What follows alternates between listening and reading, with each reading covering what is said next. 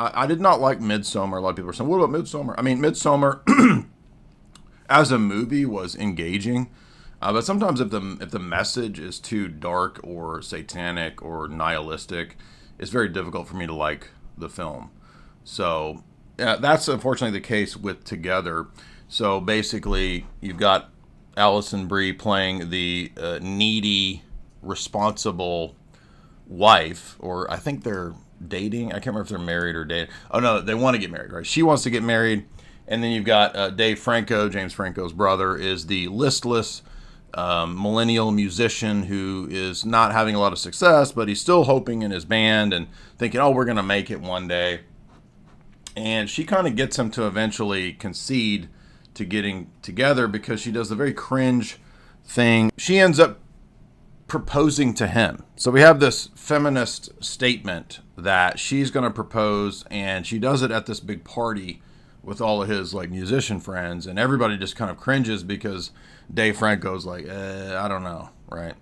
And he doesn't go for it, but they're moving out to the country outside of New York. They want to get away from the city and focus on their relationship and growing up or whatever. But Dave Franco isn't ready for this. So when they get out to the countryside, they meet this gay teacher who tells them that they should go spend some time in the woods and just kind of frolic around and get back to nature. And, you know, somehow that will help them to solidify whether they want to be together or not.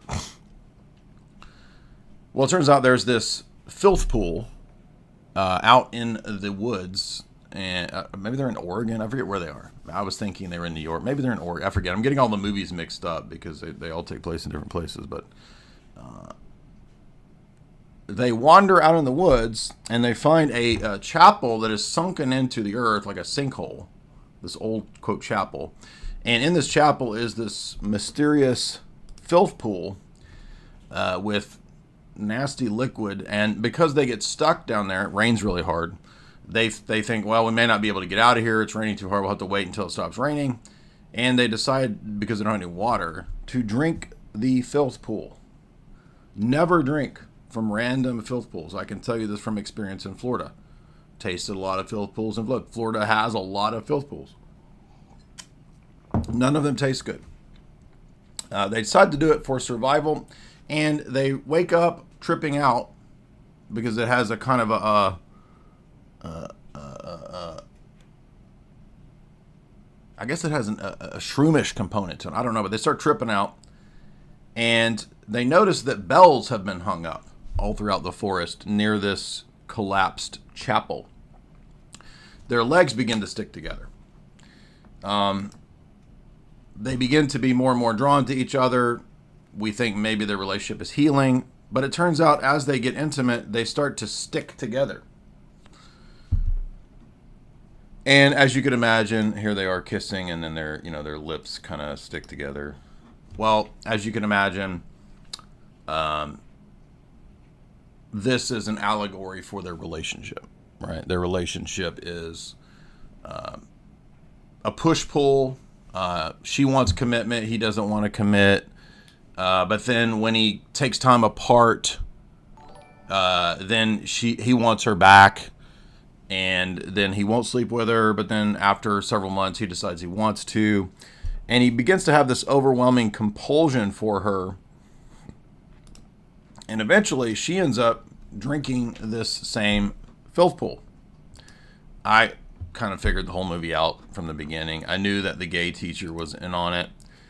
And he's actually trying to get them to go drink this filth pool water because he wants them to merge. The craziest part about this movie, it is overall pretty lame. Here's the crazy part. This gay teacher says, it's kind of like Plato and the ancient Platonic dialogues. And he starts talking about the monad and Plato and this idea of all of us coming from one, and then we fell and became separate particular individuals. Now, I mean, he doesn't explicitly say that, but that's kind of what he's talking about in more normie terms, because obviously the normie audience has no idea what Plato is or what the monad is in terms of the systems, right? So I started thinking, oh, this is like some kind of weird cult where they're going to try to merge people together. Lo and behold, that's what it is. The guy, the gay teacher, turns out to be a hybrid two gay dudes that went through the cult ritual of merging into one, and they have to recruit other people to merge into one. And that, so essentially, Dave Franco and Allison Brie, there's the cult having their underground meetings there, merge into one. And I'm going to go ahead and spoil it for you because I didn't really care for this movie. They become a hybrid seeming hermaphrodite. So it's no longer Allison Brie and Dave Franco. It's now the hermaphroditic gender non-binary being that is the synthesis of the two. So it's almost like a Monophysite horror movie. So if you want to understand why we would critique Oriental Orthodox Christology, it's the final state of Allison Brie and James Franco, which neither of which are either one. They're this other third thing, a tertium quid. But it's Platonic because it's like Baphomet, the original dual-gendered being. Baphomet's got the boobies and the equipment downstairs at once. The goat, right? Above, so below. But that's not new to Eliphas Levi or modern Satanism or Hermeticism. This is actually in Plato. Plato believed that the original, it's also in the Kabbalah, Adam Kadmon, the original non-gendered, non-binary, bisexual being is the original God being. This is also taught in Crowleyanism, as we said, in Kabbalah, and Platonism and Hermeticism. So the idea, the esoteric occult idea behind a lot of the TRANZ stuff isn't just depopulation. It is all part of that. But a lot of these people actually believe the ideology of that somehow if we could erase all differences, and this kind of underlies communism and socialism too, right? If we could erase all differences and level the playing field entirely, and not just between ethnicities, races, people groups, or religions, but also between and classes, right? Class warfare, also gender.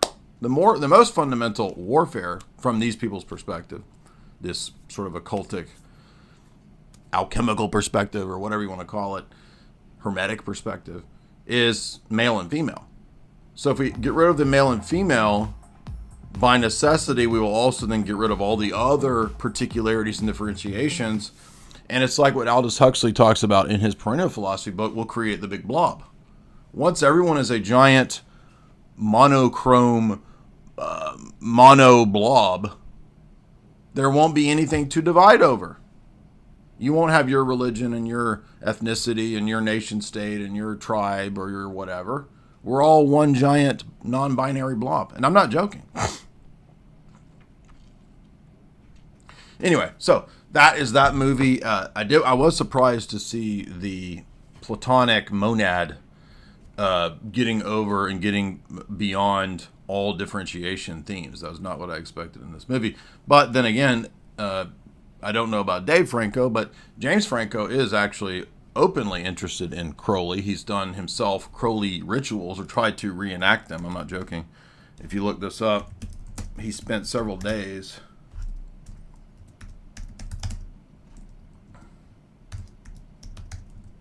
trying to reenact some elaborate Crowley ritual. Yeah, here it is. Now, supposedly this is performance art, but Twilight star Newt C.R. Brian Butler performed Crowley ritual together with James Franco. And then here's a bunch of dorks watching on. Oh, look how cool this is. They're doing the Bart Zabel working. And I don't know who this chick is. She's supposed to be from Twilight or something. Anyway, James Franco has some role in this. I don't know what his role is. All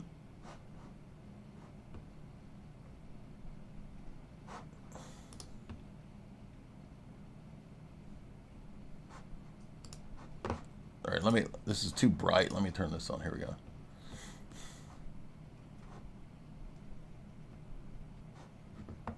They wanted to invoke the spirit of Bart Zabel, the spirit of Mars into James Franco. What? Oh, update. James Franco missed his flight, and there was a stand-in actor. Okay, I didn't know this.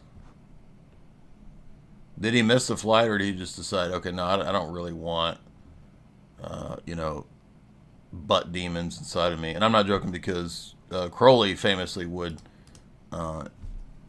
insert himself into Victor Newberg's butt. But yeah, this was eventually. So in other words, regardless of whether it was actually James Franco that showed up, we know that James Franco, perhaps Dave, I don't know, do at least have some interest in Crowley and Crowleyan rituals. And the whole ethos of Crowley is actually, as Crowley himself said, the equalization of all actions and all values. Did you know that? The equalization of all actions and all values. Because from Crowley's perspective, or so he argued, if everything is equal, then the only thing that determines what's good and evil is the will of the magus, right? So everything that's out there is just literally equal. I will determine as the most powerful magus, good, evil, male, female, etc., whatever I want, based on my will, you see.